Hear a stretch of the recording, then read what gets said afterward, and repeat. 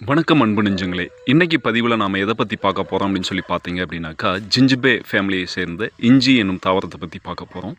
இஞ்சி இதனோட பேர் எப்படி வந்தது அப்படின்னாக்கா, இஞ்சுதல் அப்படிங்கிற வார்த்தையிலேருந்து இஞ்சி அப்படின்னு வந்தது. நீரை உள்ளிழுத்து கொள்ளும் தன்மையுடைய ஒரு தாவர வகையை சார்ந்தது தான் இந்த இஞ்சி.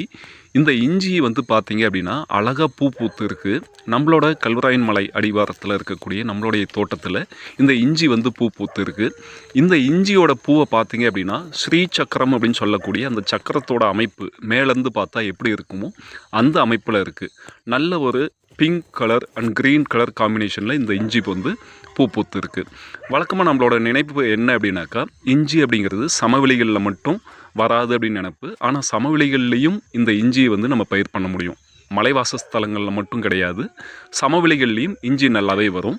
நம்ம பல பதிவுகளை சொன்னது போல் மைக்ரோ கிளைமேட்டை செட் பண்ணிட்டீங்கன்னா இஞ்சி சமவெளிகள்லேயும் நம்மளால் பண்ண முடியும்.